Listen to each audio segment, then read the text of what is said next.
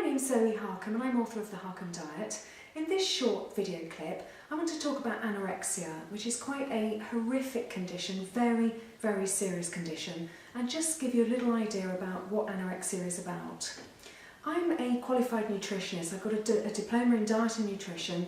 I've also got a diploma in clinical weight management. And when I did the studying for the clinical weight management course, I was astounded when I discovered that the first real definition of anorexia came into the psychology journals in around 1979.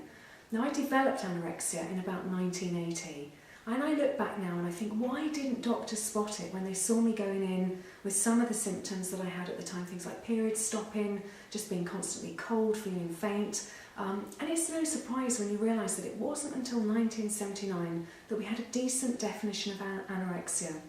There's actually a British psychologist called Gerard Russell who wrote a paper called, and I'll refer to my notes here actually because I think the definition is so useful to get in its entirety. He wrote an incredible article called Bulimia Nervosa, an ominous variant of anorexia nervosa, in the Psychology Medicine Journal in 1979. And it was at that time that he actually put together the first definition for anorexia, and this is still as relevant and as good as any definition of anorexia I've ever seen since. He said that there are three things that when you observe them together, you should suspect that anorexia is present. Number one, a behaviour that is designed to produce significant weight loss. I think that's a fantastic way of capturing it because the range of behaviours that anorexics exhibit is so wide. So it's any behaviour that is going to deliver marked weight loss. So that can be anything from starving, skipping meals, eating very low calorie foods, avoiding all fat, going vegetarian, so that there are whole food groups that you can say to your parents you don't want to eat if they're trying to give you food. Exercising excessively, all of these activities are behaviours designed to produce marked weight loss. And I think it's a really great way of capturing this. The second observation that he made is that anorexics have a morbid fear of becoming fat, and that then hooks into the whole psychological disturbance of the disease. Again, I think the way that he's captured that is quite fantastic. It is a fear that you can only know if you have actually been anorexic. Possibly if you've known an anorexic, you can come close to understanding it.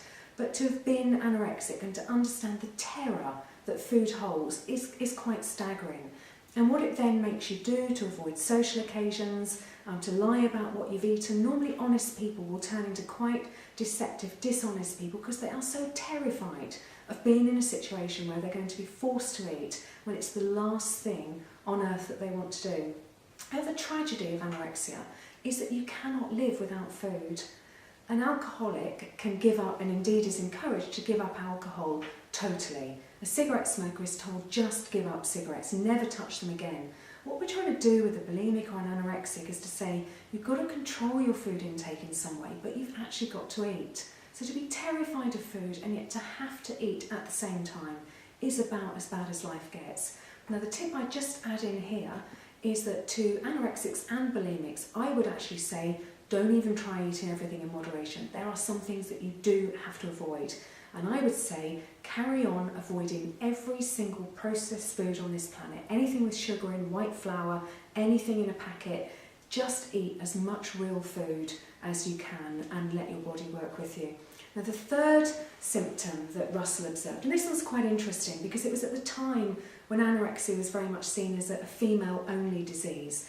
And he said that there's going to be evidence of an endocrine disorder, which means a hormonal imbalance or something has happened to the hormones in some way. And of course the most common example with young girls, and it is prevalent in teenage girls, is that the periods stop, and that's exactly what happened to me.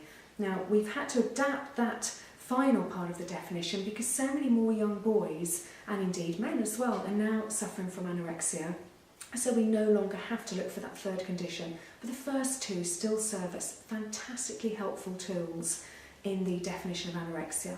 And just one final point on anorexia before we move on from this. I believe from all the research I've done and from my own experience that anorexia is very much a psychological disorder, and it has at its heart low self-esteem and the desire for control, and it's the one thing that people feel that they can control in the world around them. Now, the thing I'd like to point out is that up to 20% of anorexics will actually die from the condition. It is the highest death rate of any mental condition that is suffered anywhere in the world. So if you think you may have anorexia, or you think you know someone with anorexia, this disease is not one to be ignored. It is so serious. It literally is life-threatening. I hope that's given you some useful information about anorexia. If you are worried, do contact a medical practitioner. But what a great definition that Russell gave us. Thanks for listening. I hope this has been helpful.